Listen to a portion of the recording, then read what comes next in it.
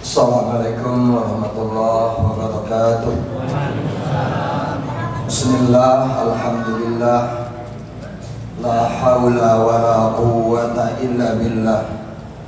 Ashhadu an la ilaha illallah wahdahu la syarika lah, wa ashhadu anna Muhammadan abduhu wa rasuluhu man la nabiyya ba'dah. Hadirin jamaah salat isya, azani Allah wa iyyakum. Alhamdulillah wa syukurillah, kita bisa dipertemukan lagi dengan bulan Ramadan, bulan yang sangat istimewa, bulan yang penuh dengan rahmat dan ampunan. Cuma kita harus bagaimana supaya Ramadan itu lebih bermakna, lebih berarti bagi kita. Secara ijmal, secara global, ada 3 yang harus kita lakukan agar Ramadan ini lebih bermakna. Yang pertama, lakukan segala apa yang diwajibkan oleh Allah dan Rasulnya sesuai dengan kemampuan kita. Karena cara pendekatan diri kepada Allah yang paling utama, yang paling dicintai oleh Allah, dengan melaksanakan apa yang diwajibkan oleh Allah. Di dalam hadis qudsi yang diriwayatkan oleh Imam Bukhari, Allah Azza wa Jalla berfirman, "Wa ma taqarraba ilayya 'abdi bisyai'in ahabba ilayya mimma iftaradu alaihi." Tidaklah hambaku mendekatkan diri kepadaku dengan sesuatu yang paling atau yang lebih aku cintai daripada melakukan apa-apa yang aku wajibkan kepadanya. Yang kedua, tinggalkan segala sesuatu yang haram, baik perkataan ataupun perbuatan. Kita puasa jangan hanya sekedar meninggalkan makan dan minum. Karena di dalam hadis riwayat Imam Bukhari, Rasulullah SAW bersabda, "Man lam yada' qawla zuri wal amala bih, falaysa lillahi hajatun fi ayyada'a ta'ama wa syaraba." Siapa yang tidak meninggalkan perkataan dan perbuatan yang haram, Allah tidak butuh ya dia hanya meninggalkan makanan dan minumannya. Yang ketiga, perbanyak amalan-amalan sunnah. Di dalam hadis qudsi riwayat Imam Bukhari, Allah tabaraka wa ta'ala berfirman, "Wa la yazalu 'abdi yataqarrabu ilayya bin nawafil hatta uhibbahu." Hambaku senantiasa mendekatkan diri kepadaku dengan amalan-amalan sunnah sehingga aku mencintainya. Nah, ini yang ingin saya jelaskan, ikhwanillah, amalan-amalan sunnah yang harus kita perbanyak di bulan Ramadan ini. Amalan-amalan sunnah apa yang harus kita perbanyak? Pertama adalah perbanyak salat sunnah. Di dalam hadis riwayat Imam Muslim, Rasulullah SAW bersabda, "Alaika bikasrati sujudi lillah, fa innaka la tasjudu lillahi sajdatan illa rafaqallahu biha darajah wa hatta anka biha khati'ah." Perbanyak oleh kalian sujud kepada Allah, karena sesungguhnya tidaklah kalian sujud kepada Allah satu kali sujud melainkan Allah mengangkatmu satu derajat dengannya, dan Allah menghapus darimu satu kesalahan. Satu kali sujud, satu derajat diangkat, satu kesalahan dihapus. Semakin banyak kita sujud kepada Allah, berarti semakin tinggi derajat kita di sisi Allah, dan semakin banyak kesalahan-kesalahan yang dihapus. Dan iwatilah, sholat-sholat sunnah itu lebih utamanya di rumah, kecuali sholat-sholat sunnah yang disyariatkan, diberjamaahkan.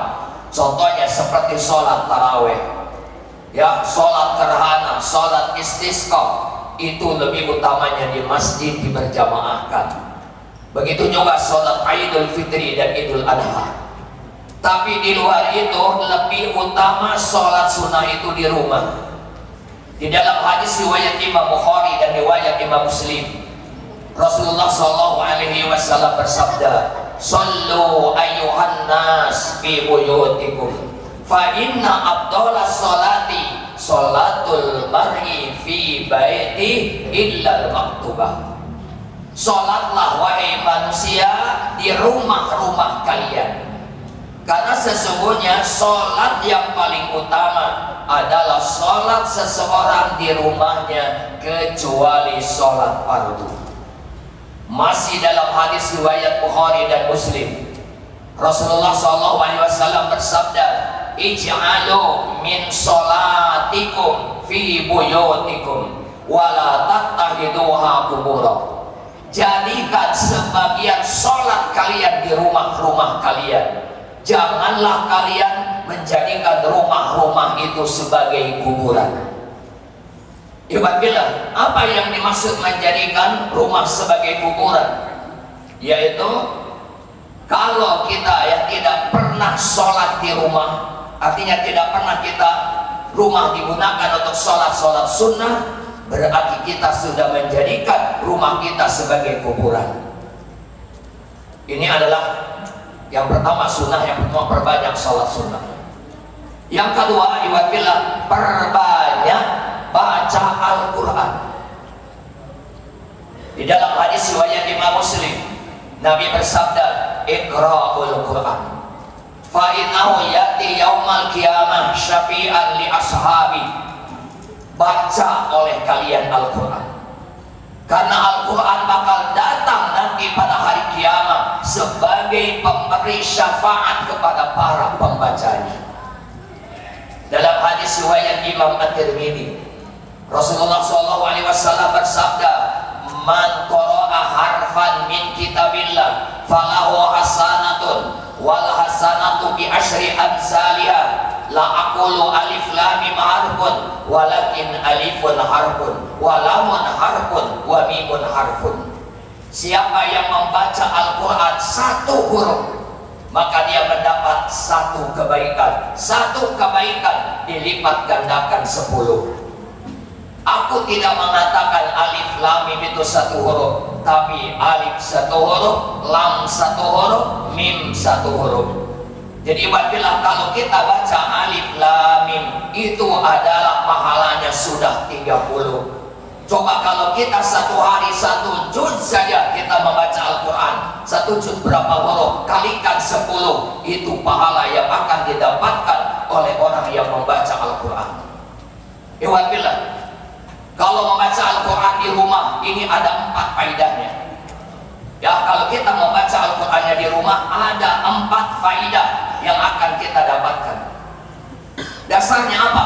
Dasarnya hadis riwayat Imam Ad-Dailami, bahwa Nabi SAW bersabda, "Nawwiru buyutakum mastata'tum, fa innal baita alladhi yuqra'u fihi al-Qur'an."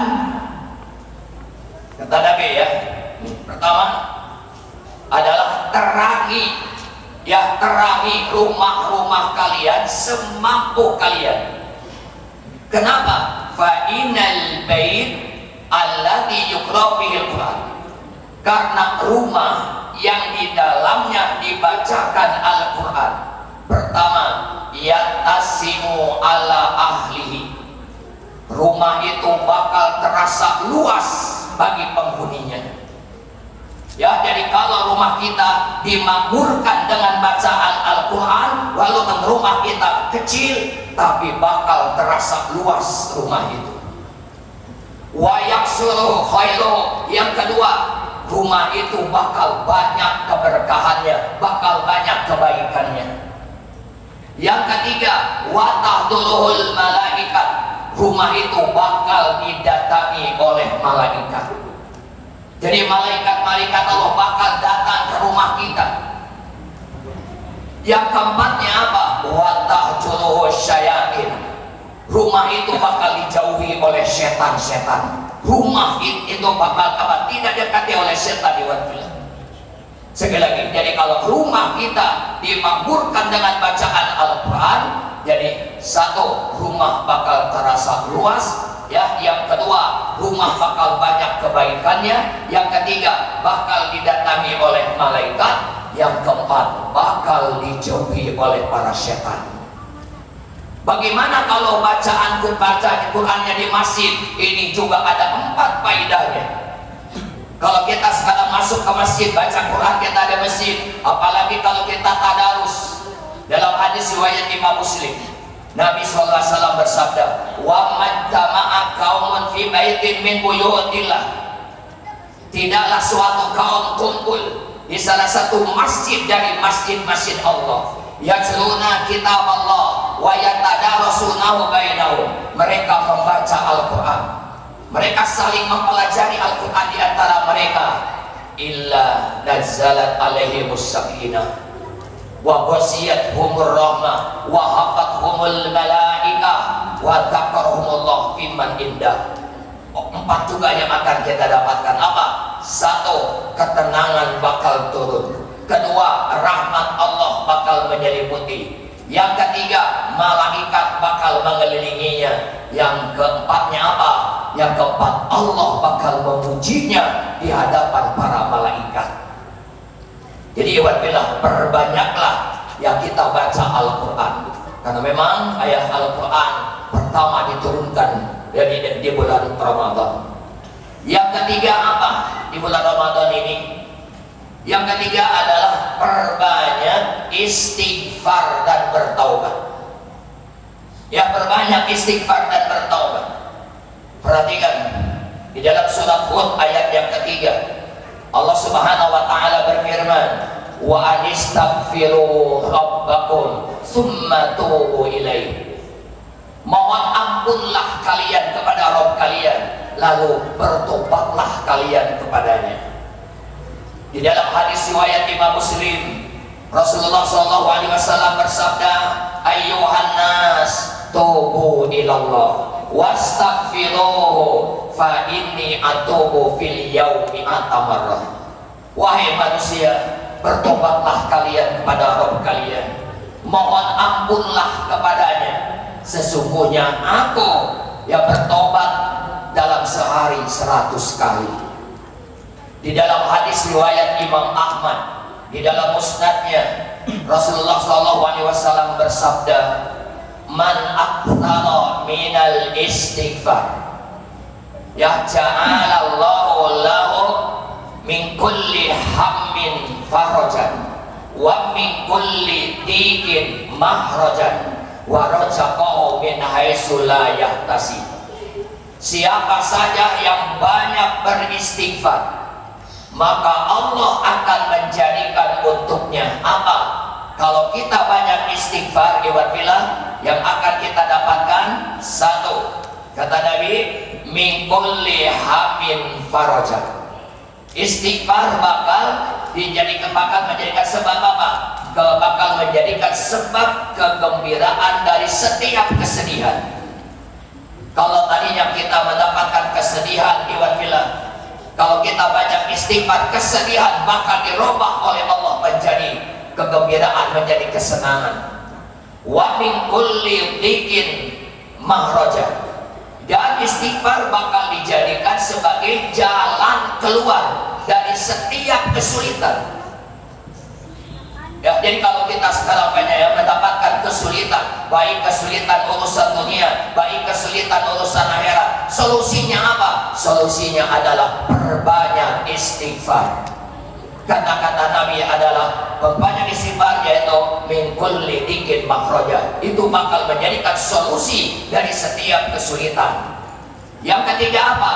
Wa razaqahu ya min haitsu la yahtasib. Allah bakal ngasih rezeki kepada orang yang banyak beristighfar dari jalan yang tidak diduga-duga, dari jalan yang tidak disangka-sangka. Sekali lagi iwan fillah. Jadi di bulan Ramadan pada khususnya ini adalah pada bulan yang banyak ampunan, banyak rahmat, perbanyak istighfar, perbanyak bertobat, perbanyak ucapan astagfirullah wa atubu ilaih. Karena tadi kalau kita banyak beristighfar, ada 3 yang akan kita dapatkan. Pertama, kesedihan yang kita banyak sedang alami, kegundahan yang kita alami, itu bakal dirubah menjadi kesenangan, menjadi kegembiraan. Yang kedua, kalau kita mendapatkan kesulitan, bakal dirubah oleh Allah, bakal Allah memberikan solusi, bakal memberikan jalan keluar dari setiap kesulitan. Yang ketiganya yaitu kita bakal diberikan rezeki dari arah yang tidak disangka-sangka. Ini mungkin satu kali lagi, hewan kita satu lagi yang ingin saya sampaikan, sebetulnya banyak, karena namanya kultum kan. Apa yang keempat, hewan filah? Yang keempatnya, perbanyak berzikir kepada Allah. Ya, perbanyak zikir. Karena memperbanyak zikir diperintahkan oleh Allah. Lihat dalam surat Al-Ahzab ayat 41. Allah berfirman, ya ayyuhalladzina amanu dzkurullaha dzikran katsiran. Wahai orang-orang yang beriman, berzikirlah kepada Allah dengan zikir yang sebanyak-banyaknya. Dalam hadis riwayat Imam Bukhari, Nabi SAW bersabda, masalul ladzi yadhkuru rabbah wal ladzi la yadhkuru rabbah masalul hayyi wal mayyit. Perumpamaan orang yang berzikir kepada Allah dengan orang yang tidak berzikir kepada Allah seperti orang yang hidup dengan orang yang mati. Apa faedah dari zikir? Sangat banyak. Sampai Imam Ibnu Qayyim menjelaskan 80 faedah lebih ya faedah dari zikir. Cuma satu yang ingin saya sampaikan. Apa faedah zikir? Pertama, kalau kita banyak berzikir kepada Allah, zikir bisa apa? Menerangi hati yang gelap, bisa mencernihkan pemikiran kita yang keruh dan ruwet, ya, bisa menenangkan jiwa yang resah dan gelisah. Lihat dalam Al-Quran surat Ar-Ra'd ayat 28, Allah Subhanahu wa Ta'ala berfirman, alladzina amanu wa tatma'innu qulubuhum bi dzikrillah, alla bi dzikrillah tatma'innul qulub. Yaitu orang-orang yang beriman akan tentram hatinya dengan berzikir kepada Allah. Ingat, dengan berzikir kepada Allah, hati akan tenang, hati akan tentram. Inilah diantaranya Iwan Filah ya yang bisa saya sampaikan dalam kultum ini. Sebetulnya masih banyak amalan-amalan sunnah yang lainnya. Jadi sekali lagi, supaya Ramadan ini lebih bermakna bagi kita, ulang, yang pertama adalah yaitu lakukan ya apa yang diwajibkan oleh Allah dan Rasulnya sesuai dengan kemampuan kita. Yang kedua, jauhi apa-apa yang diharamkan oleh Allah dan Rasulnya. Yang ketiga, perbanyak amal-amal sunnah. Di antara amalan-amalan sunnah yang harus kita perbanyak, yang pertama adalah salat sunnah, yang kedua membaca Al-Quran, yang ketiga istighfar dan bertaubat, yang keempatnya adalah berzikir kepada Allah Azza wa Jalla. Mudah-mudahan kita semua diberikan hidayah dan taufik oleh Allah Subhanahu wa Ta'ala, sehingga iwanillah yang kita bisa melaksanakan amal-amal soleh yang baik yang diridhoi oleh Allah Subhanahu wa Ta'ala, sehingga Ramadan tahun ini lebih baik daripada Ramadan tahun-tahun sebelumnya. Karena bisa jadi iwanillah Ramadan tahun ini sebagai Ramadan yang terakhir bagi kita. Belum tentu umur kita bakal sampai tahun Ramadan tahun depan. Sekali lagi kesempatan emas ini jangan kita sia-siakan, ya kita tapi isi sekali lagi dengan ilmu dan amal soleh. Inilah yang bisa saya sampaikan, yang benar datang dari Allah, yang salah dari saya sendiri. Assalamualaikum warahmatullahi wabarakatuh.